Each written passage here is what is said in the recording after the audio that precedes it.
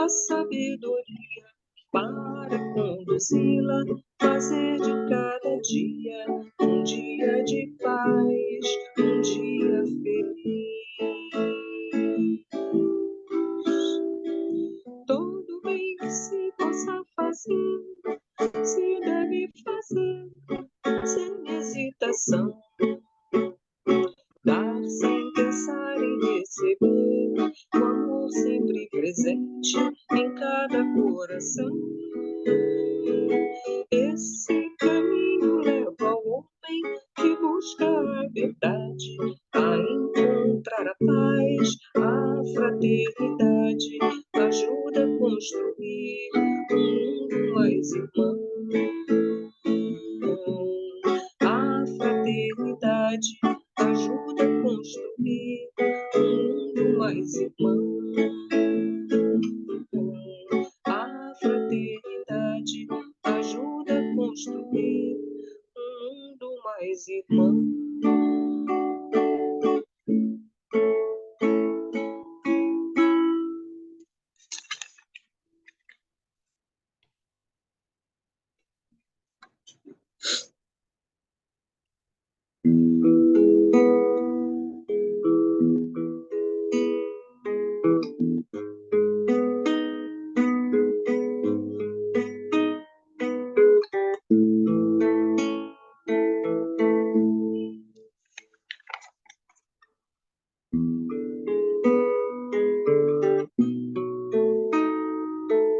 Buscar a paz, cativar um amigo, oferecer o meu melhor sorriso a quem vem de lá, fazer o bem o quanto eu puder, ter a plena consciência de que para tropeçar na vida basta estar de pé, não desanimar, depositar igualdade por onde eu passar, deixar a fraternidade em minha alma morar, incentivar a alegria, poesia ir além, ser a diferença na vida de alguém. Vamos plantar as sementes de um mundo melhor, fertilizar o terreno pros nossos que vêm e gotejar esperança na seca da dor. Seja você mais um elo também. Vamos plantar as sementes de um mundo melhor, fertilizar o terreno pros nossos que vêm e gotejar esperança na seca da dor. Seja você mais um elo também nessa corrente do bem.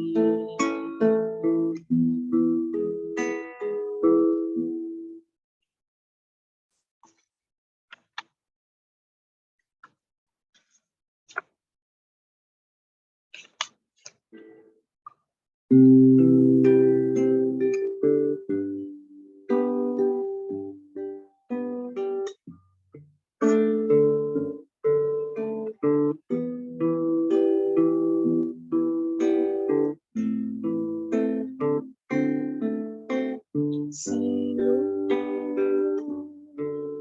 Quero te agradecer pelo dia que nasceu, pelos dias que vão vir, Senhor.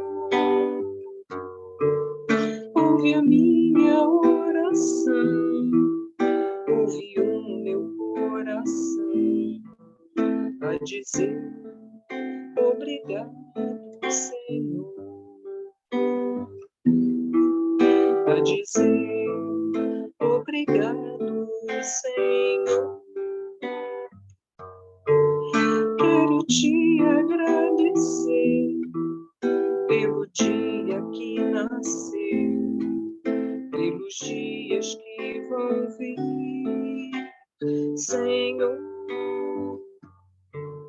Ouve a minha oração, ouve o meu coração a dizer obrigado, Senhor,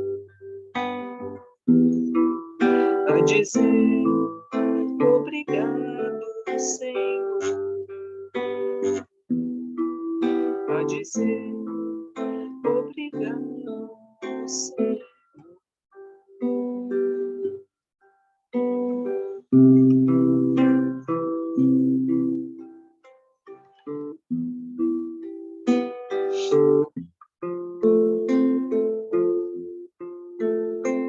Senhor, tua luz traz imensa paz. Tu és a verdade, o caminho.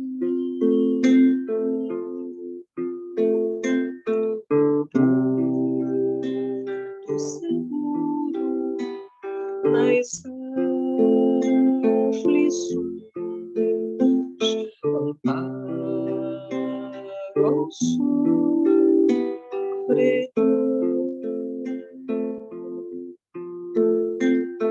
suave é o jugo por teu amor, ó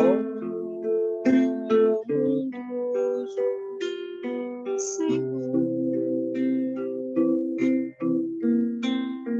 Suave é o jugo por teu amor, ó bondoso Senhor,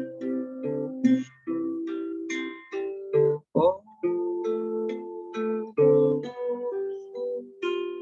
Senhor.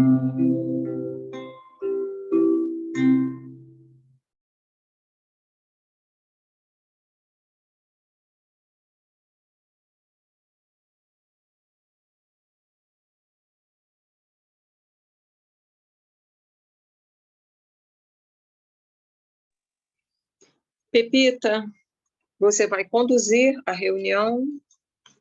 Tem que botar o som, Pepita. Eu prefiro Isso. que você conduza, Glorinha. Tá bom. Eu também Por prefiro que favor, você me diz conduza. me diz o capítulo, por favor. Boa tarde. Me diz o capítulo e há 2000 anos, aonde parou, só para me localizar. Ô, Rose, no Pão Nosso, nós estamos no capítulo 122. E no Há 2000 anos, aí a gente vai começar aonde Flamínio Severus franziu o sobrolho rematando. Tá?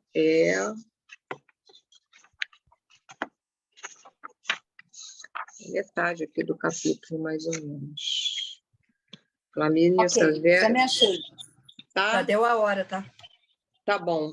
Gente, olha só, a Pepita hoje não vai poder conduzir a reunião, que ela operou a catarata, então me pediu para conduzir, e eu queria saber quem gostaria de fazer a página de abertura, capítulo 122 do livro Pão Nosso. Rosana, quer fazer? Oi, Rosana. Vamos contar com você hoje na página de abertura? Oi. Tá bom, 122. 122, vamos lá. Primeiro é a prece, né? Primeiro a prece.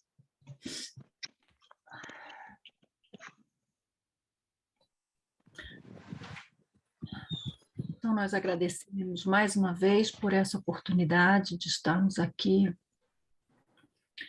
reunidos. Que a leitura de hoje possa servir mais uma vez de lição para todos nós, que possamos aproveitar cada palavra, cada frase para refletir, para avaliar nossas atitudes, procurando nos melhorar a cada dia. Que os amigos do plano espiritual estejam conosco durante esse estudo, nos iluminando, abrindo nossas mentes, nossos corações, para que possamos compreender ao máximo as lições de hoje, aplicando em nosso dia a dia, sempre que possível. Então, agradecemos mais uma vez e pedimos a Jesus e a Deus, nosso Pai, que nos abençoe e nos ilumine, que assim seja.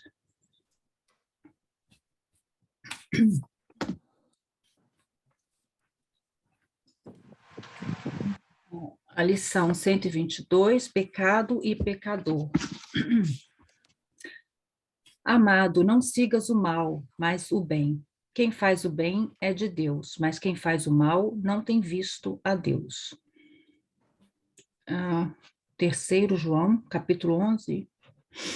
A sociedade humana não deveria operar a divisão de si própria como sendo um campo em que se separam bons e maus, mas sim viver qual grande família em que se integram os espíritos que começam a compreender o Pai e os que ainda não conseguiram pressenti-lo. Claro que as palavras maldade e perversidade ainda comparecerão por vastíssimos anos no dicionário terrestre, definindo certas atitudes mentais inferiores. Todavia, é forçoso convir que a questão do mal vai obtendo novas interpretações na inteligência humana. O evangelista apresenta conceito justo. João não nos diz que o perverso está exilado de nosso Pai, nem que se conserva ausente da criação. Apenas afirma que não tem visto a Deus. Isso não significa que devamos cruzar os braços ante as ervas venenosas e zonas pestilenciais do caminho. Todavia, obriga-nos a recordar que um lavrador não retira espinheiros e detritos do solo a fim de convertê-lo em precipícios. Muita gente acredita que o homem caído é alguém que deve ser aniquilado. Jesus, no entanto, não adotou essa diretriz.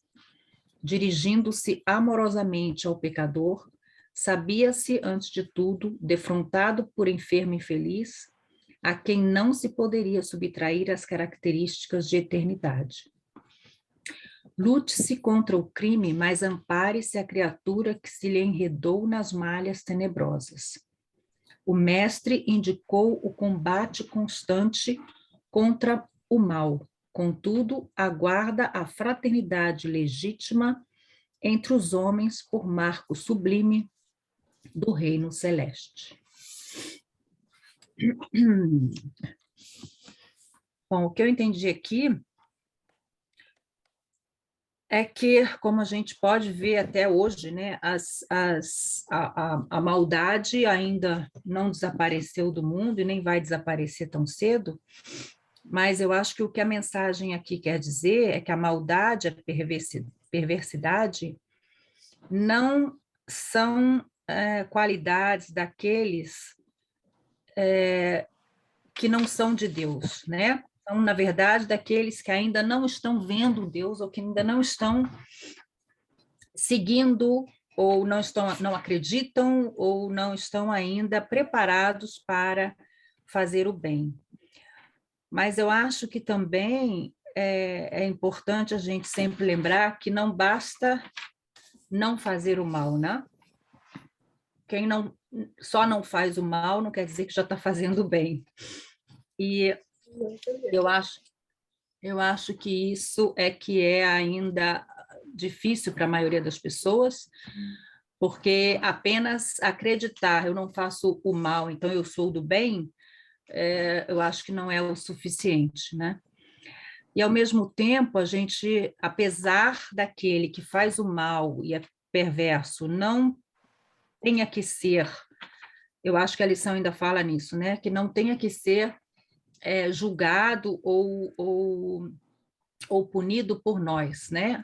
Mas ele deve ser compreendido como aquele que ainda não conseguiu ir no caminho certo, mas que também precisa da nossa paciência, da nossa compreensão, da nossa ajuda para que ele possa mudar, né, de rumo. E é por isso que diz aqui no final, quase no final, né, dirigindo-se amorosamente ao pecador, sabia-se antes de tudo defrontado por enfermo infeliz, a quem não se poderia subtrair as características de eternidade. Quer dizer, o pecador nada mais é do que aquele que ainda é infeliz por estar enfermo, né? Por não estar ainda pronto para fazer o bem. E que nós temos que lutar contra o crime amparando os criminosos, na verdade, né? O que eu acho que ainda é muito difícil, mas eu acho que em alguns países, pelo menos, né, a gente já conseguiu eliminar a pena de morte, ou alguns países, infelizmente, ainda têm, né, as penas de cortar a mão, apedrejamento, mas eu acho que a maioria dos países no mundo, pelo menos, já tiraram essas penas, né? E existem outros que até onde ainda já existem programas, né, de adaptação dessas pessoas na sociedade, de educação, né, das pessoas para que elas possam sair do caminho do mal. É uma tarefa difícil e muito, né, trabalhosa e muito longa. Bom, é isso que eu acho que eu entendi aqui. Quem quiser pode continuar.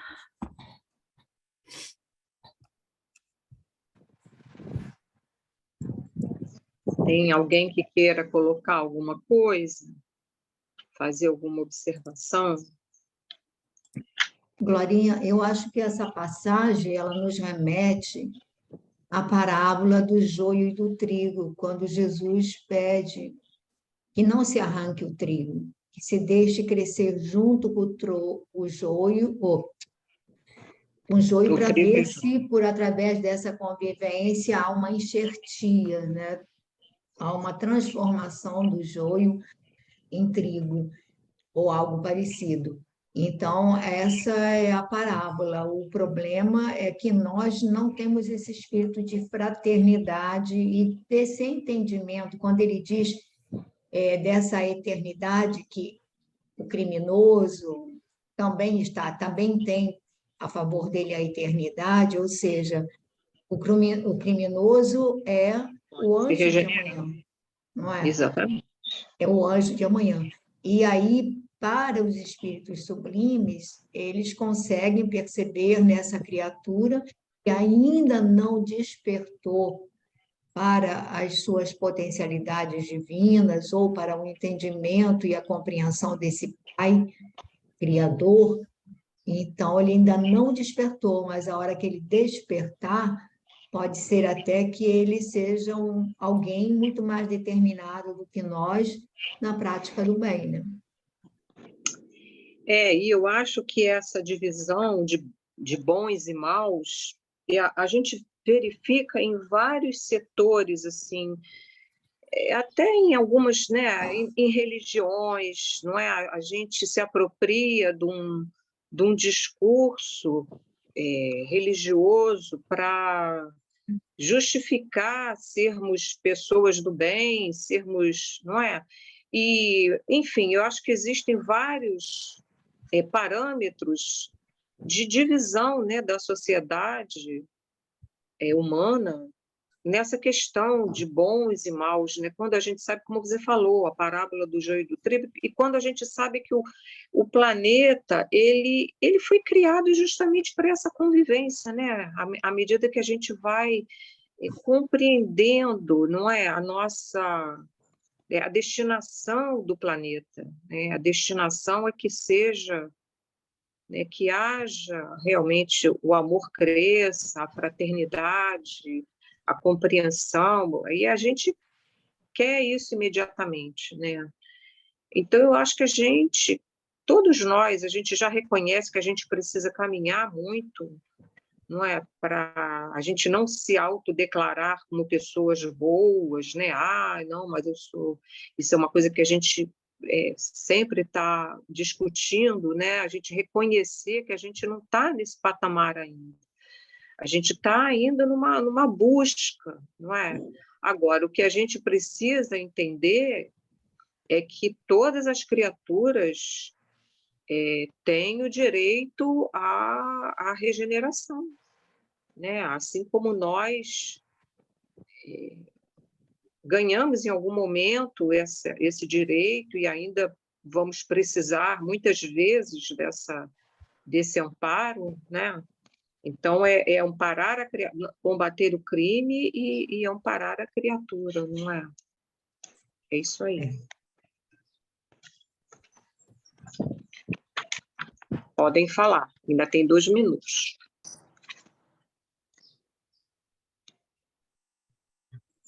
Só um parênteses, é que nós adquirimos cultura e ciência, mas ainda somos semi-civilizados, né? O civilizado total seria aquele que respeitasse o outro, andasse dentro das leis corretas. Então, nós ainda, apesar de século XXI, ainda somos semi-civilizados.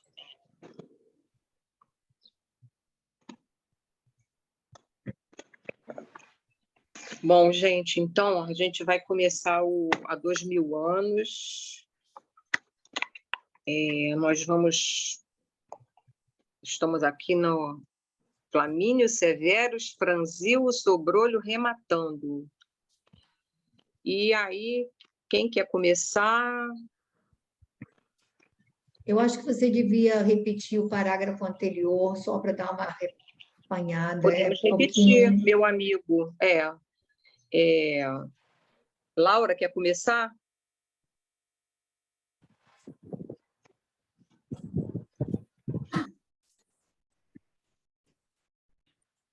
Meu amigo, eu seria indigno da magnanimidade dos deuses se me deixasse conduzir ao sabor dos acontecimentos. Um simples sonho não me daria margem a tão dolorosas conjecturas, mas a verdade é que ainda não disse tudo. Flamínio Severus franziu o sobrolho, rematando. Ainda não disseste tudo? O que significam estas afirmativas? No seu íntimo generoso, angustiosa dúvida fora já implantada com a descrição minuciosa daquele sonho impressionante e doloroso.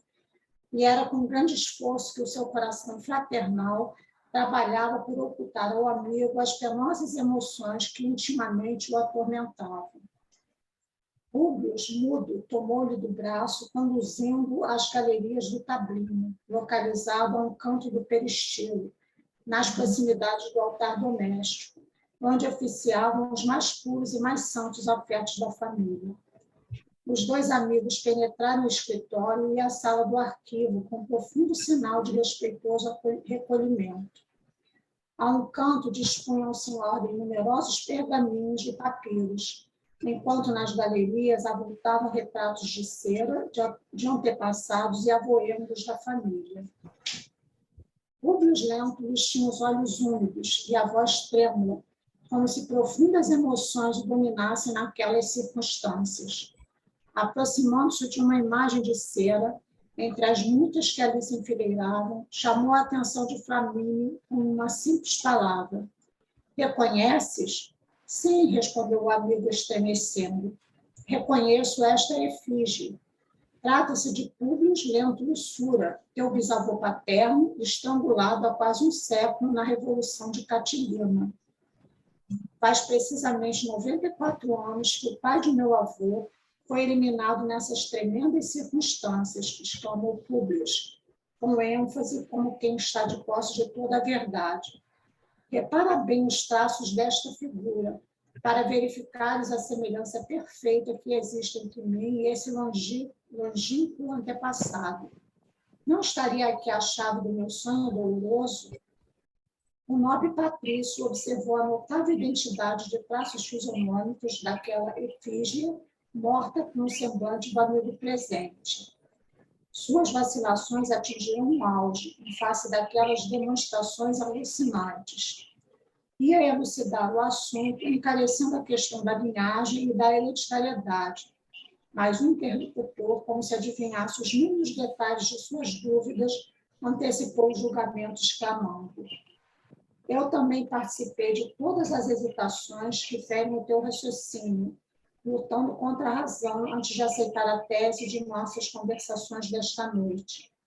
A semelhança pela imagem, ainda mais extrema, é natural e é possível. Isto, porém, não me satisfaz plenamente.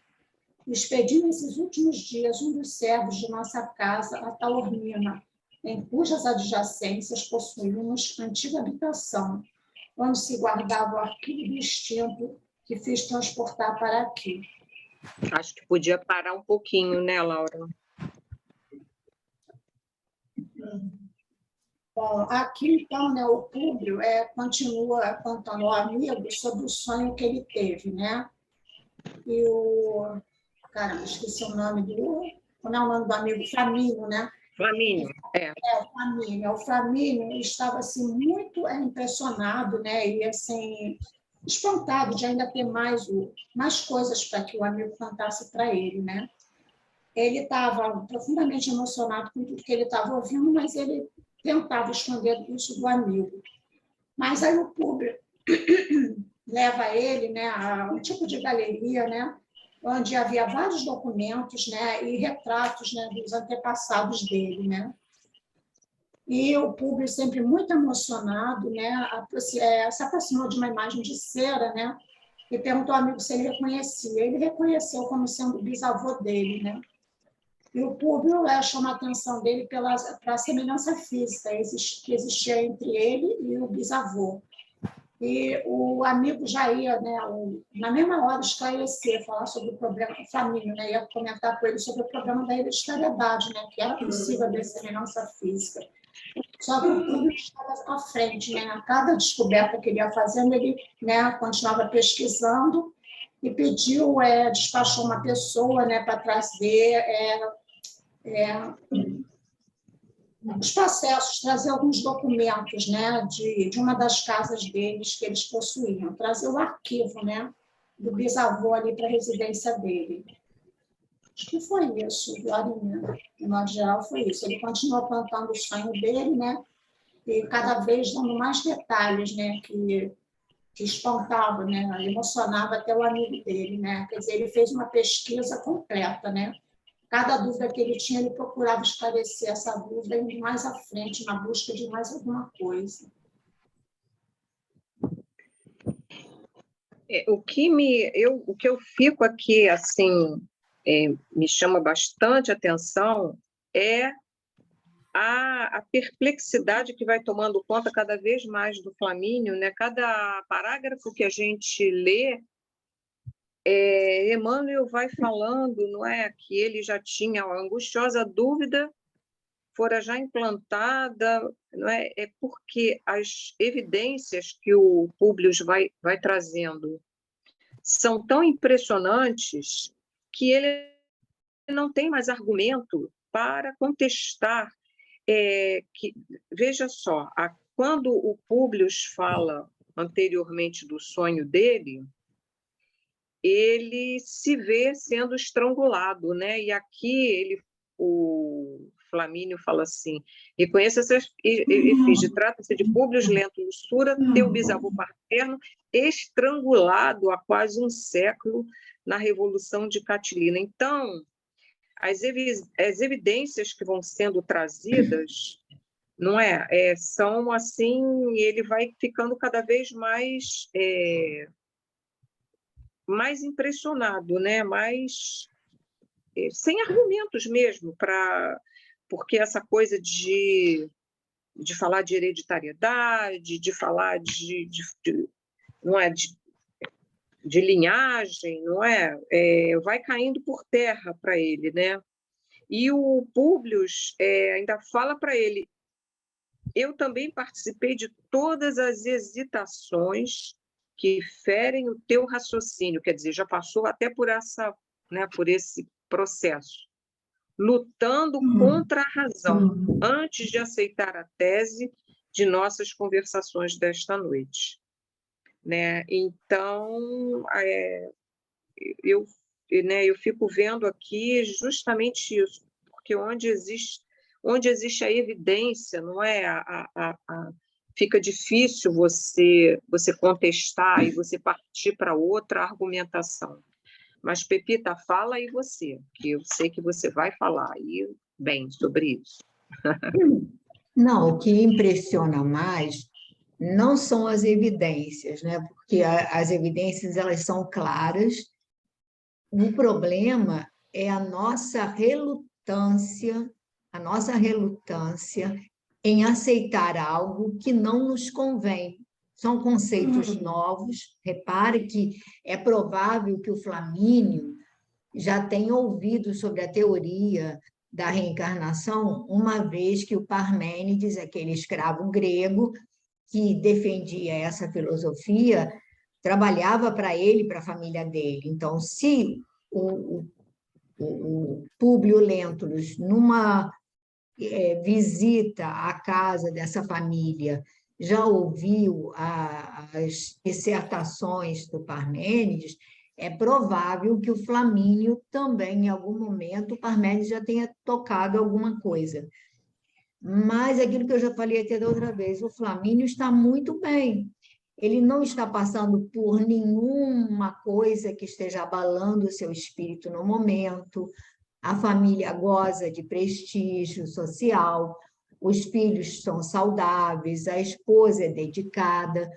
Então, ele não traz nenhum aguilhão que possa cutucar seu espírito na necessidade, na busca desses esclarecimentos que a alma requer.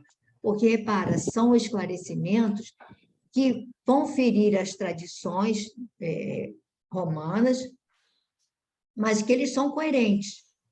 E aí a gente vê o Flamínio, não pode discordar do amigo, porque não tem argumentos, mas, ao mesmo tempo, ele não quer reconhecer essa evidência.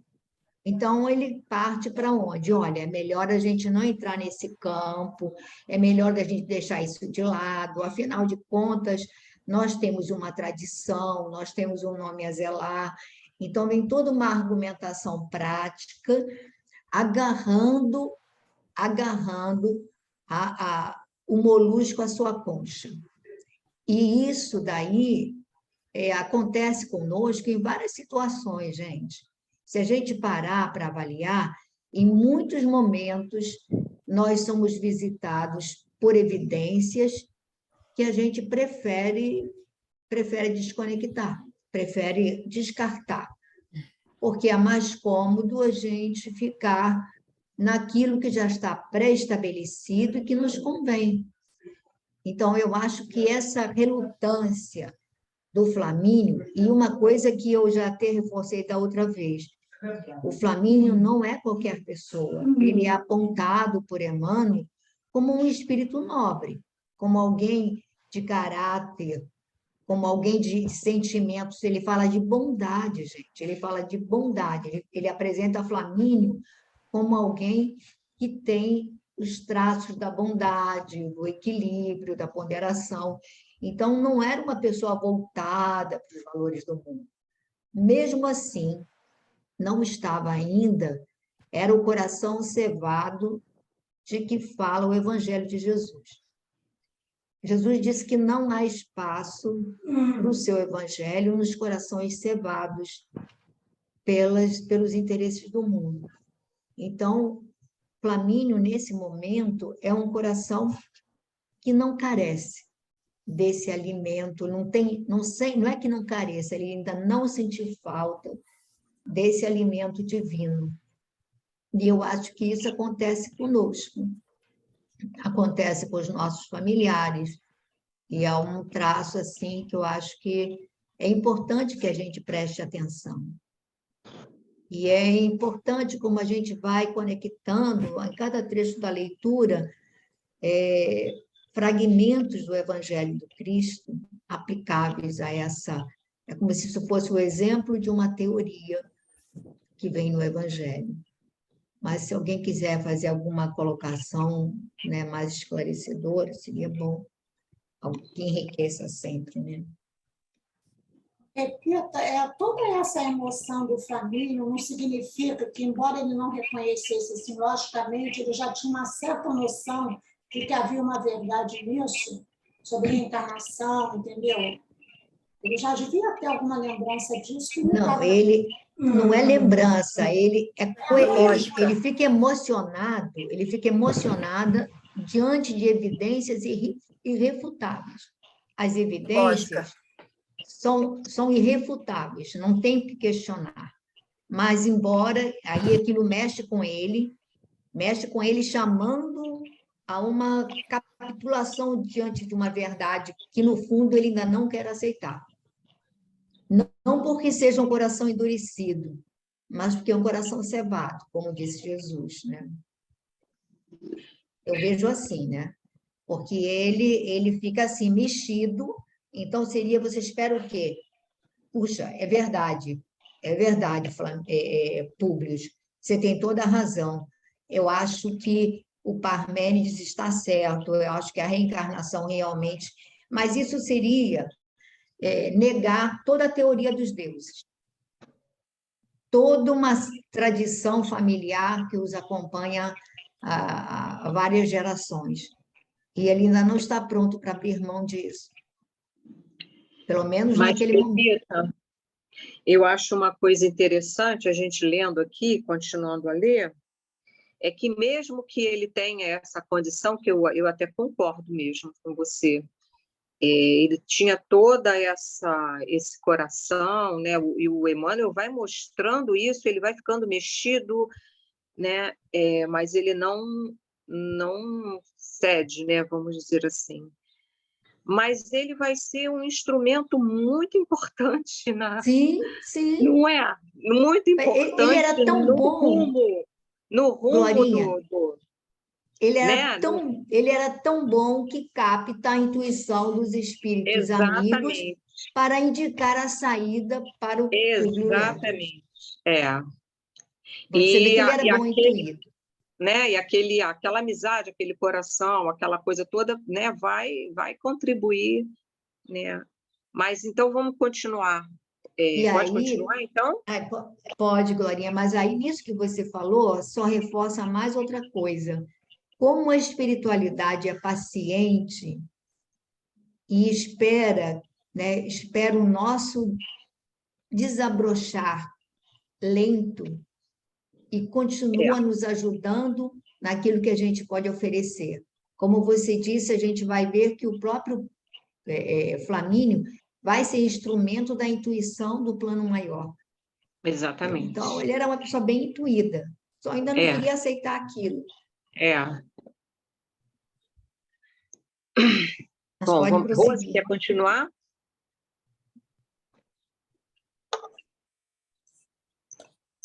Eu acompanho no computador e no celular, porque o computador não tem som, só o celular.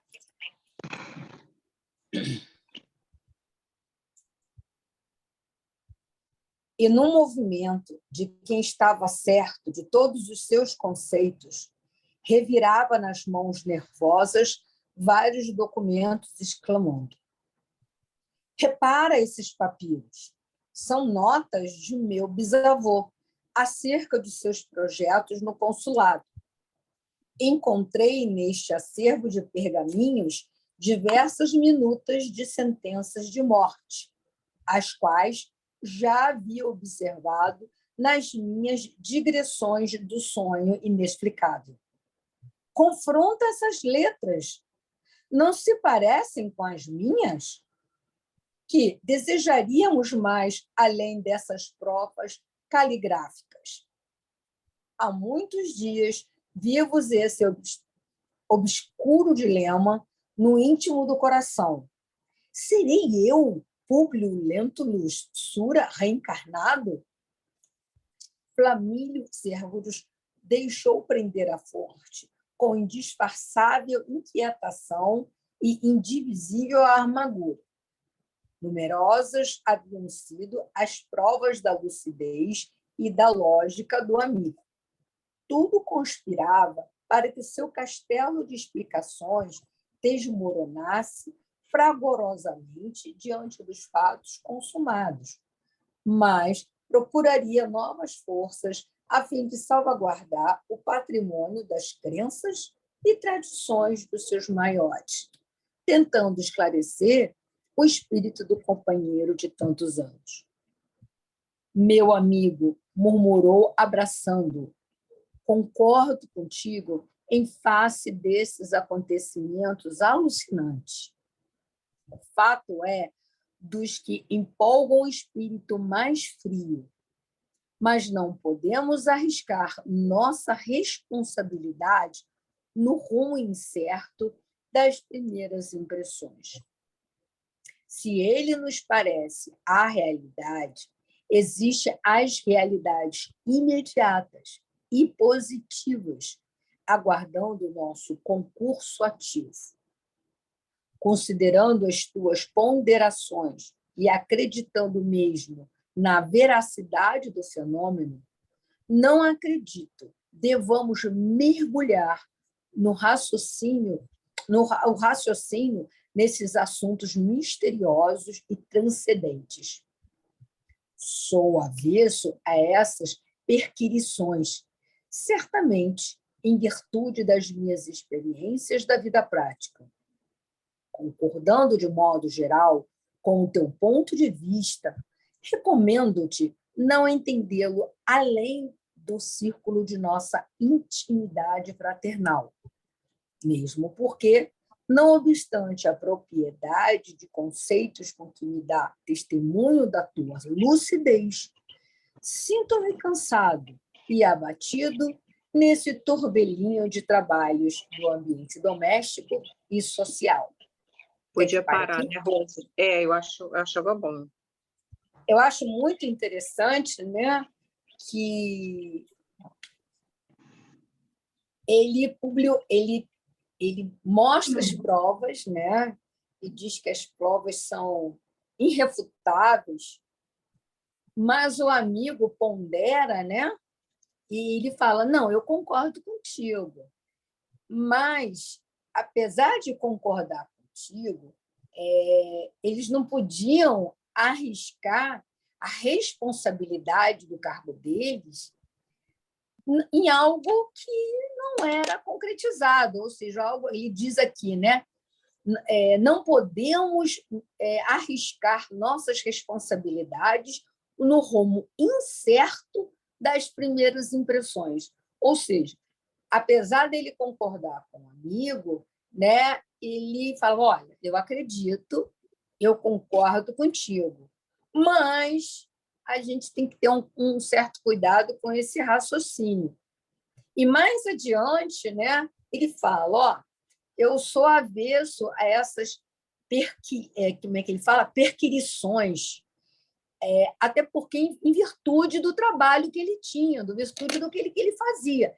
Então, era mais ou menos assim, olha só, eu acredito, eu concordo contigo, mas em função da profissão que eu tenho, em função da posição que eu tenho, eu acho bom a gente se aquietar um pouco e não comentar isso em outros lugares. É isso que eu entendi.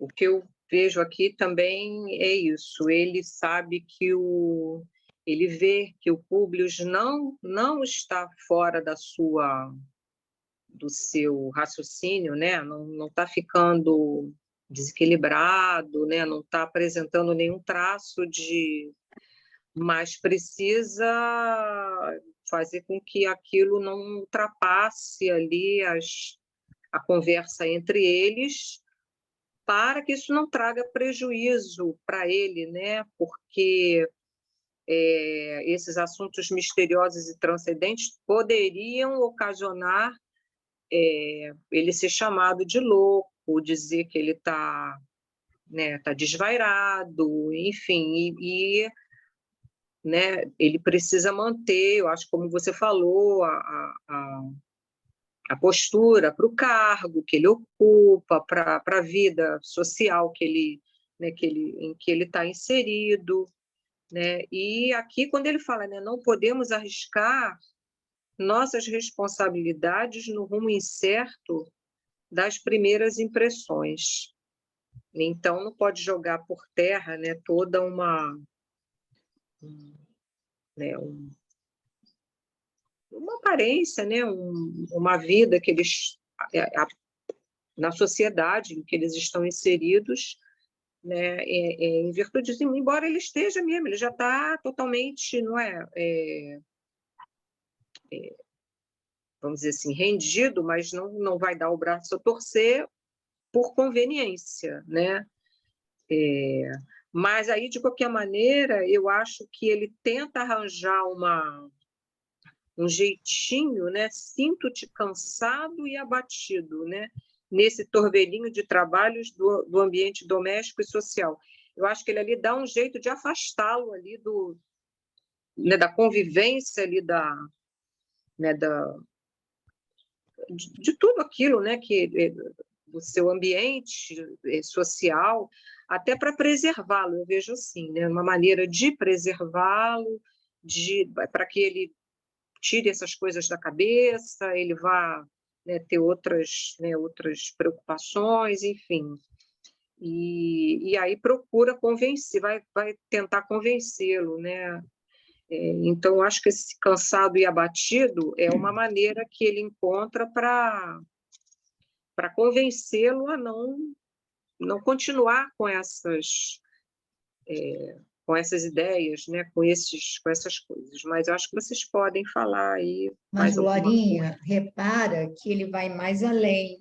Quando ele diz, quer dizer, apesar dele achar, dele reconhecer a coerência de toda aquela argumentação, a coerência daquelas evidências, ele pede a ele que aconselho-te, né, recomendo-te, a não estender o assunto a ninguém mais além deles dois, ou seja, nem com a esposa ele poderia partilhar, quer dizer, o medo, aí vem aquele, assim, porque para você aceitar certas verdades, você também tem que ter a coragem de enfrentar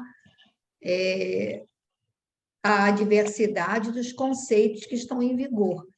Então, se ele, digamos, declarasse, reconhecesse esses conceitos, de uma certa maneira, ele iria se colocar contrário às tradições e ao culto que eles veneravam. Então, nem para a esposa, ele pede que nem para a esposa ele coloque aquilo.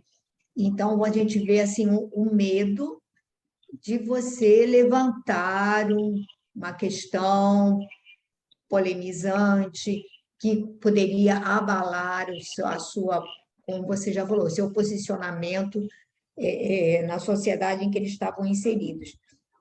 E aí a gente vê a coragem, né, de todas aquelas pessoas que foram assim de vanguarda, que trouxeram conceitos novos dentro da filosofia moral espírita ou cristã que seja, né? A gente vê das pessoas que foram sacrificadas, que foram para a fogueira, porque pensavam diferente, porque levantavam o véu da verdade. A verdade é essa. Toda vez que alguém veio levantando o véu da verdade e que aqui essa verdade era inconveniente para o status quo, a pessoa se dava um jeito de retirar essa pessoa do cenário. Foi assim com Sócrates, foi assim né, com vários que estavam, que vieram fazendo colocações dessa natureza, né? E aí o Flamínio, na realidade, queria poupar o amigo dessas circunstâncias, e ele mesmo, né? Bom, gente. Verônica, quer continuar? Posso continuar? Se tiver muito barulho, vocês me avisam, tá? Obrigada.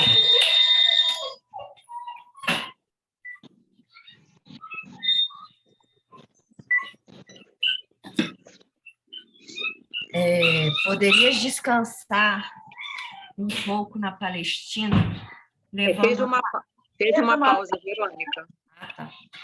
Fez uma pausa nas suas observações comovidas, como quem raciocinasse, procurando recurso eficaz para remediar a situação, e exclamou com doçura: poderias descansar um pouco na Palestina, levando a família para essa estação de repouso.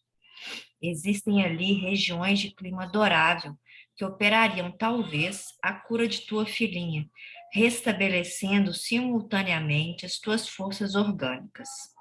Quem sabe? Esquecerias o tumulto da cidade, regressando mais tarde ao nosso meio com energias novas. O atual procônsul da Judéia é nosso amigo. Poderíamos harmonizar vários problemas do nosso interesse e de nossas funções, porquanto não me seria difícil obter do imperador dispensa dos seus trabalhos no Senado, de modo que continuasses recebendo os subsídios do Estado, enquanto permanecesses na Judéia. Que julgas a respeito? Poderias partir tranquilo, pois eu tomaria a meu cargo a direção de todos os seus negócios em Roma, zelando pelos seus interesses e pelas tuas propriedades. Públio deixou transparecer no olhar uma chama de esperança e, como quem estivesse examinando intimamente todas as razões favoráveis ou contrárias à execução do projeto, ponderou: a ideia é providencial e generosa, mas a saúde de Lívia não me autoriza a tomar uma resolução pronta e definitiva. Por quê? Esperamos para breve o segundo rebento do nosso lar. E quando esperas esse advento? Dentro de 6 meses. Interessa-te a viagem depois do inverno próximo? Sim. Pois bem, estarás então na Judéia precisamente daqui a 1 ano. Os 2 amigos reconheceram que a palestra havia sido longa. Cessara o aguaceiro, o firmamento esplendia de constelações lavadas e límpidas. Continuo? Termino o capítulo? Tá. Acho que podia continuar. Tá. Iniciara-se já o tráfego de carroças barulhentas, com os gritos pouco amáveis dos condutores, porque na Roma imperial as horas do dia eram reservadas de modo absoluto ao tráfego dos palanquins patrícios e ao movimento dos pedestres. Flamínio despediu-se comovidamente do amigo, retomando a liteira suntuosa, com auxílio de seus escravos prestosos e hercúleos. Públio Lentulus, tão logo se viu só, encaminhou-se ao terraço onde corriam céleres as brisas da noite alta. À claridade do luar opulento, contemplou o casario romano espalhado pelas colinas sagradas da cidade gloriosa. Espraiou os olhos na paisagem noturna, considerando os problemas profundos da vida e da alma, deixando pender a fronte entristecido. Incoercível tristeza dominava-lhe o ânimo voluntarioso e sensível, enquanto uma onda de amor próprio e de orgulho lhe sopitava as lágrimas íntimas do coração atormentado por angustiosos e doloridos pensamentos. Bom, nesse trecho que acho que vocês até já falaram um pouco, né, da condução de Flamínio a trazer ali, né, a ser veículo dessa comunicação com o alto, de trazer e plantar a ideia em Públio Lentulus de sua excursão para a região da Palestina, né? Com o objetivo, talvez, de curar a filha, de descansar, já que Flamínio falou que ele aparentava estar bem cansado, estava realmente angustiado, realmente oprimido. Então, Flamínio propôs para ele, digamos assim, essas férias naquela região, e ele se encarregaria de resolver todas as circunstâncias relativas ao seu afastamento, a seus negócios em Roma, que isso poderia representar para ele uma melhoria, tanto para ele quanto para a filhinha. E aí a gente, né, observa, como já foi falado ali, o princípio da cooperação, que Deus se vale realmente dos homens para ajudar os homens, né? E posteriormente, depois, quando ele coloca, né, as coisas que deveriam esperar ainda, né, porque a Lívia estava grávida, então deveria esperar um pouco para fazer essa viagem. O que eu achei interessante ali foi que eles vão dar, Emmanuel dá um pouco da característica da Roma imperial, né, em que aquela hora da noite já começava um tráfego intenso de carroças barulhentas, porque durante o dia somente poderiam trafegar em Roma, porque era uma cidade, eu acho que, sei lá, eu não lembro mais, esqueci, mas 1 milhão de habitantes, ou menos, um pouco, não sei. Alguém já falou aqui, só que eu esqueci. E aí, durante o dia, era reservado ao tráfego dos patrícios e aos pedestres somente, né? Então, à noite ficava para as pessoas que queriam fazer algum tipo de transporte. E, por fim, Emmanuel vem retratar a situação psicológica, né, de Públio Lentulus, que ele estava realmente ali oprimido, triste, ele enfatiza isso, né? Estava ali meditando, pensando na vida, e ele vem ressaltar essa tristeza que tinha se abatido do seu espírito, e ao mesmo tempo ele coloca: incoercível tristeza dominava-lhe o âmbito voluntarioso e sensível, enquanto uma onda de amor próprio e de orgulho lhe solpitava as lágrimas íntimas do coração atormentado por angustiosos e doloridos pensamentos. Então, não sei, eu acho que talvez seja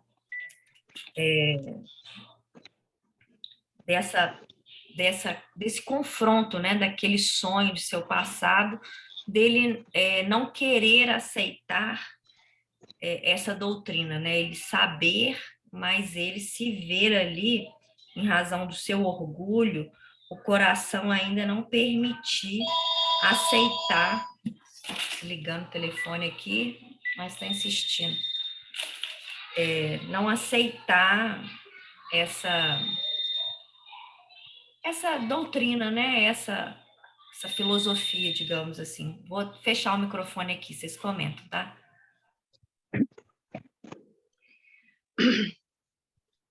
Bom, aqui para mim... Edith quer falar agora. Fala, Edith. Desculpe, é que eu não tenho uma visão global aqui no celular, a minha visão é limitada.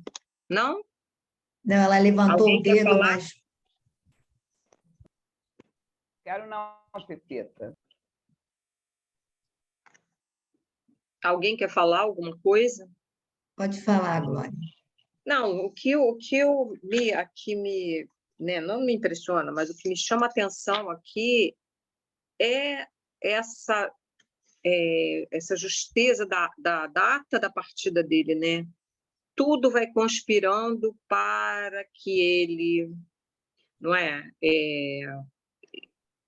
esteja lá na Palestina, lá naquele momento exato que ele vai precisar estar, né? Então, é o filho que vem, que vai dar uma atrasadinha na partida dele, porque a Lívia não está muito bem, e aí ele fala: interessa-te a viagem depois do inverno próximo, quer dizer, né? Vai esperar passar o inverno, coisa e tal, e ele aceita. Ele fala, então estarás na Judéia precisamente daqui a um ano, porque eles estão no ano 31, né? Então vai estar no ano 32. Ele viaja no ano 31, eles estão no ano 30. Não, no início, acho que do capítulo fala que é 31. Se não me falha a memória, eu dei até uma olhada, sei lá. Mas, bom, de qualquer maneira, eram 19 horas de um dia de maio de 31 da nossa era, lá no início do capítulo, 31, quando não, eles 32. estão. Então, ele vai estar lá em 32, né, no auge lá enfim, da vida lá de Jesus, né, do seu apostolado, né? E é o que também a Verônica falou, dessa angústia que ele está na alma, né? Dessa que você não, às vezes você não consegue explicar, né? Ele fala, incoercível tristeza dominava-lhe o ânimo, voluntarioso e sensível, enquanto uma onda de amor próprio, quer dizer, ele está vivendo um misto de sentimentos, não é? Ele está lutando, né, com uma série de situações que estão mexendo com ele, né, que é realmente, eu acho que é essa preparação para, né, para essa mudança dele, tudo, né? E no fundo ele, né, acho que inconscientemente ele sabe, né, diante desse sonho, de tudo isso, ele sabe o que o espera, né? Mas eu não sei, Pepita, fala você aí que você destrincha isso bem, vai lá. Não, acho que todo mundo entendeu, mas eu acho que a questão são esses aguilhões que é como se o objetivo deles fosse despertar-nos e preparar a alma para os momentos cruciais de nossa existência. E eu acho que todos nós, em dadas circunstâncias, vivenciamos esses sentimentos que mexem profundamente conosco, de uma angústia inexplicável, muitas vezes, de um temor que aparentemente não tem fundamentos, de algo assim que nos deixa com uma sensibilidade à flor da pele, que é o caso dele. Ele estava com uma vontade imensa de chorar, mas o orgulho, aquela posição, aquele conceito de homem, coisa e tal, que não podia, mas ele estava. O desejo dele era de chorar.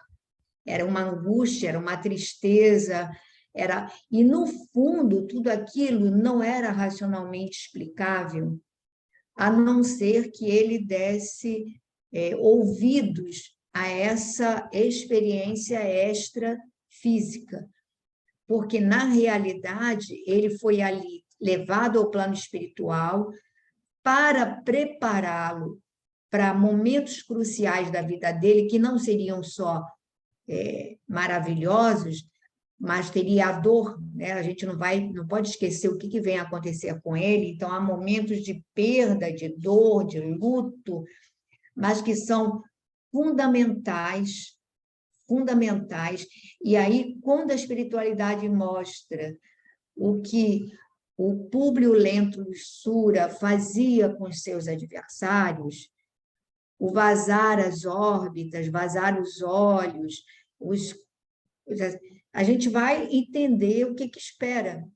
Então, embora ele racionalmente não está entendendo o que está acontecendo, mas o espírito dele sabe que ele vai ter que dar conta, vai ter que se confrontar com aquele passado e vai ter que apresentar, ali vai vivenciar um resgate. E foi mostrado para ele, olha o que você fez. Então, aguarda o que te espera. Intimamente, gente, esse dilema é um dilema que eu acho que todos nós, em muitas circunstâncias, vivenciamos. É um dilema que você não sabe exatamente por quê, mas o teu espírito sabe. Ele foi chamado, foi explicado e foi, digamos assim, subliminarmente foi dito para ele o que vai acontecer. E isso o angustia, porque ele sabe que a dor vai palmilhar o seu destino no decorrer agora desses próximos tempos. A dor vai palmilhar, mas que é uma dor necessária e, ao mesmo tempo, redentora. Só que isso é doloroso. Eu acho, assim, eu convido cada um a olhar para trás na nossa história, e eu acho que vai ser difícil que alguém diga assim, eu nunca senti isso. Eu já tive algumas vivências dessas bem profundas, de eu acordar, de ter crises de choro mesmo, e eu não sabia definir, eu não sabia explicar. De ter um sentimento de que vai acontecer, ou vão acontecer situações que vão me trazer angústia, sofrimento, mas que eu não conseguia precisar. E aí, consultem a consciência, consultem o arquivo. E se disser assim, não, eu nunca vivi por isso, então fica atento, porque fatalmente vai viver. É quando o espírito elevado, ele é defrontado diante de, olha, está aqui a tua história, olha o que te espera. Aí você volta, aí você não lembra de tudo, mas aquele sentimento fica. E dá esse quadro do Públio Lentulus é o quadro que dá sequência a esse confronto, que você não sabe exatamente definir, que você sente essa angústia, você sente essa palpitação, você sente uma série de coisas e que são tão reais para você, mas que você não pode nem sair contando, que a pessoa vai dizer, mas você está sentindo isso? Ah, mas não tem razão de ser, mas olha, deixa para lá, né? Não sei, queria que vocês se colocassem, se vocês já não passaram por uma situação dessas.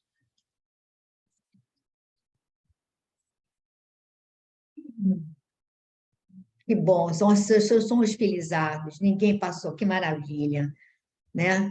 Mas aguardem, Não, vai Pepita, chegar. não, Pepita. Isso todo mundo já passou num momento da vida e que quando a gente fala com alguma pessoa, as pessoas acham que você está sendo ingrata, que você não tem motivo e você não consegue explicar em palavras o sentimento que você está tendo.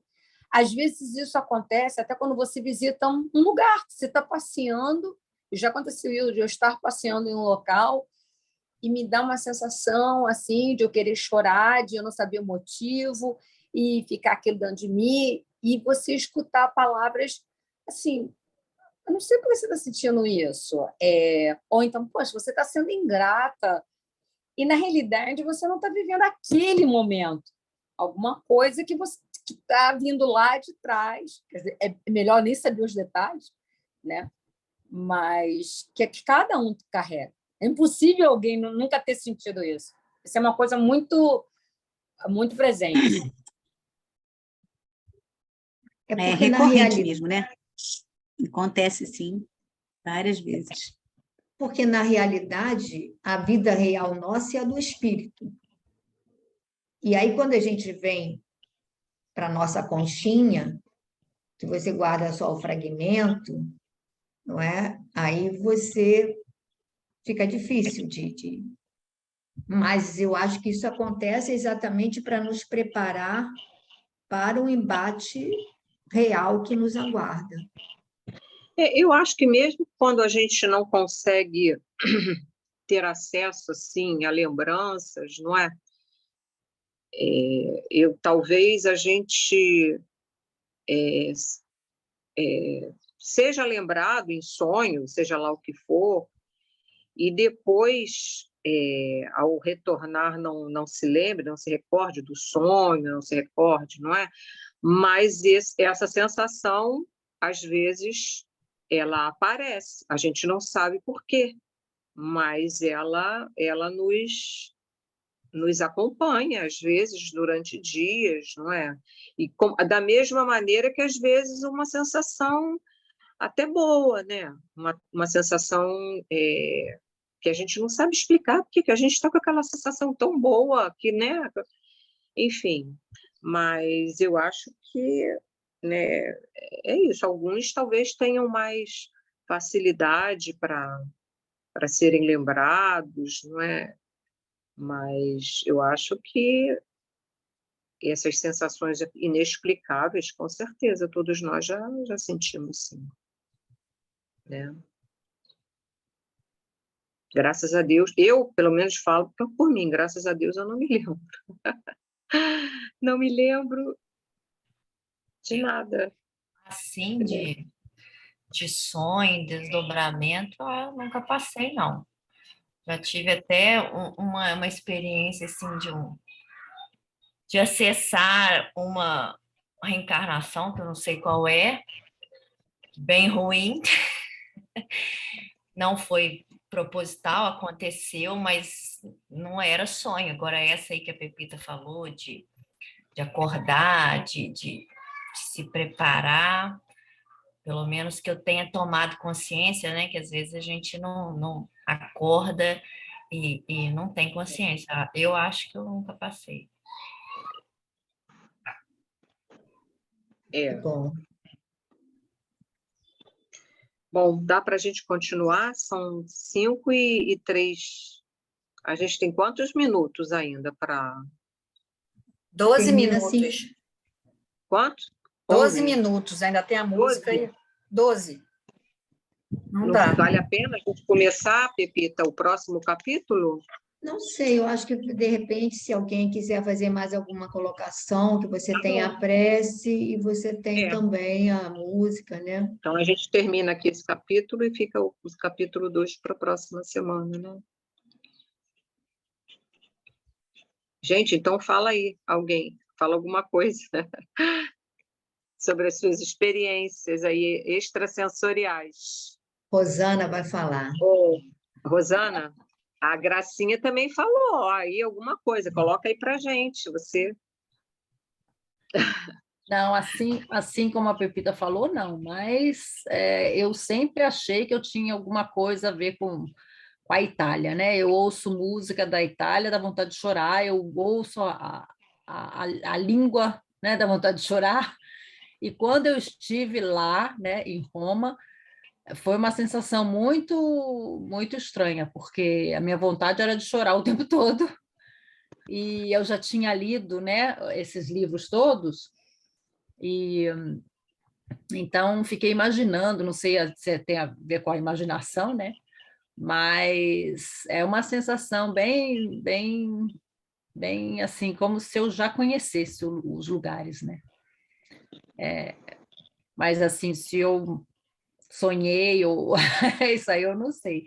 Mas que até hoje eu me emociono com música e a língua, né, italiana, e só tenho vontade de ir para lá o tempo todo. Não quero morar lá não, mas eu tenho vontade de toda hora estar lá. E é bem, não sei se foi ruim ou se foi bom, né? Quando eu estive lá, mas parece que foi bom.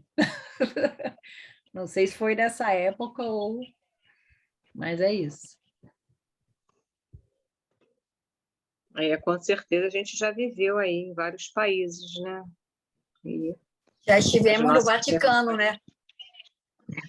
Pois O é. Vaticano a gente pode pular? Pode pular o Vaticano? O Vaticano é Não melhor só o pular. Vaticano, mas em vários outros lugares, né? Provavelmente já andamos. É porque o Vaticano foi uma história muito triste. Paris Vaticano, também, Paris. A gente tem.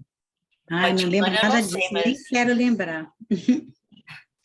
Graças a Deus, não é? Eu falo graças a Eu Deus. não quero lembrar nada. Eu tenho certeza que eu sou tão pequenininha, ainda tão imperfeita, é melhor não saber, não. É bom mesmo, não. Mas... Às vezes a gente é lembrado, né? Por outras... É verdade, numa reunião mediúnica, normalmente somos lembrados, né? Bastante. Somos lembrados, pois é. A Pepita uma vez me falou alguma coisa aí sobre a Rússia, que eu não tinha nunca nada. Eu quero saber depois de novo, porque Agora com essa guerra aqui perto, eu já estou ficando preocupada. Rosana, eu tenho essa coisa, né, de que eu Depois você falo me conta de as novo, coisas, depois Pepe. eu não me lembro mais. Não lembra, não? Apaga, Mas apaga. pode ser que a Andréia lembre.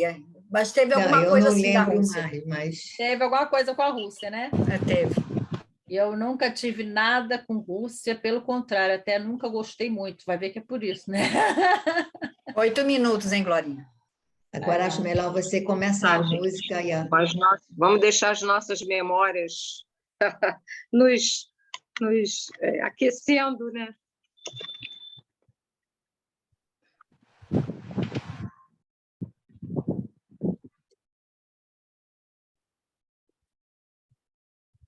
Mas com certeza nós já precisamos nascer em vários países, isso aí. Experimentarmos várias, não é? Várias situações. Se a gente não aprendeu nada, foi, né, por nossa...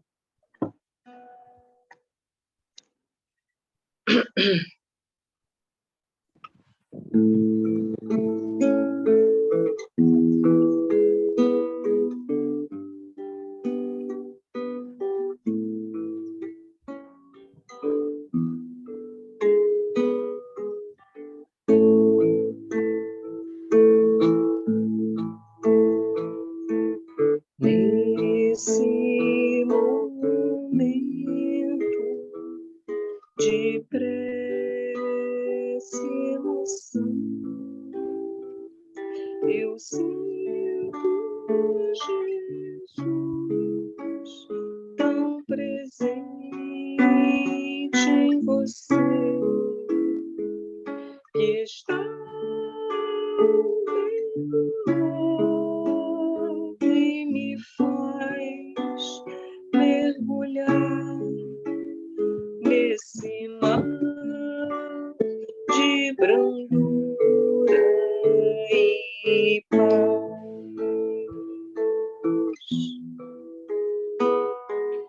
Tento estar perto do seu coração, unir nossos passos na prece, entender que estar com Jesus no caminho é amar, é sonhar, encontrar, é sofrer. Então me levo pensar no meu viver, refletir em paz. Então me levo pensar no meu viver, refletir em paz. Tento estar perto do seu coração, unir nossos passos na prece, entender que estar com Jesus no caminho é amar, é sonhar, encontrar, é sofrer. Então me leva a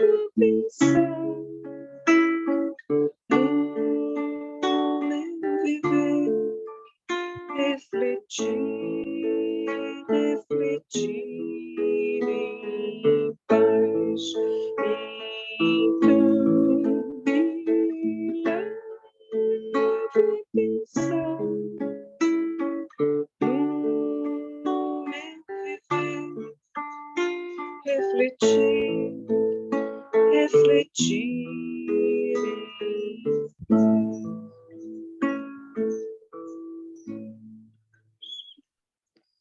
Pepita, faz a prece, por favor. Não, pode fazer você, Glorinha. Pode fazer. Eu gostaria que você fizesse, por favor. Ai, meu Deus. Então, esse momento, nós vamos agradecer a Deus pela oportunidade que nos reúne em seu nome para esse estudo e essas reflexões. Mestre amado, permite que os teus mensageiros neste momento visitem a cada lar, que cada um de nós conectados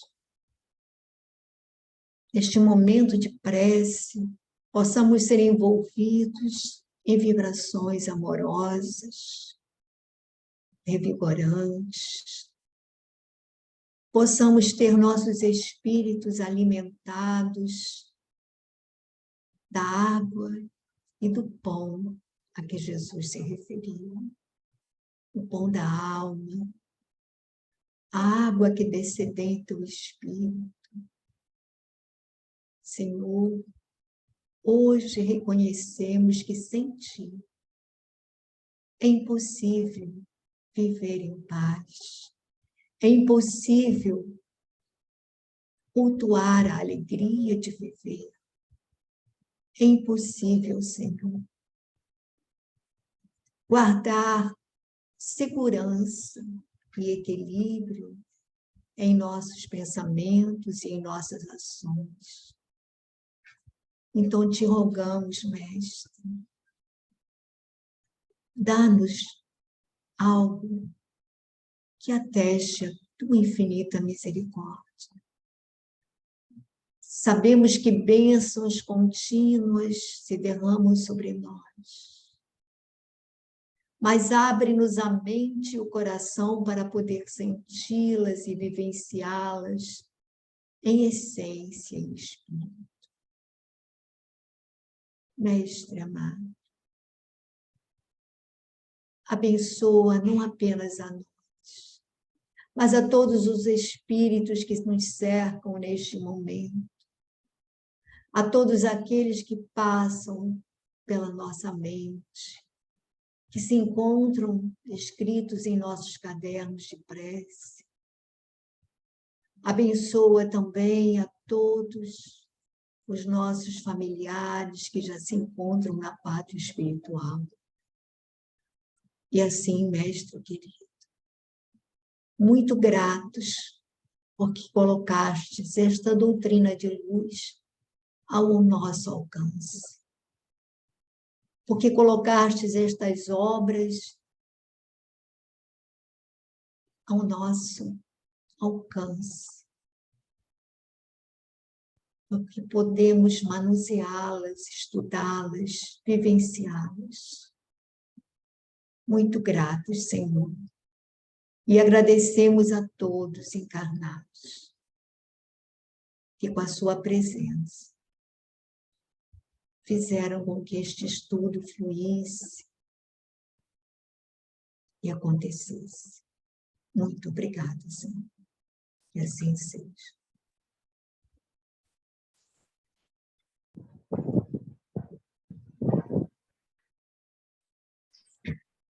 Você vai encerrar a gravação, Bani, não?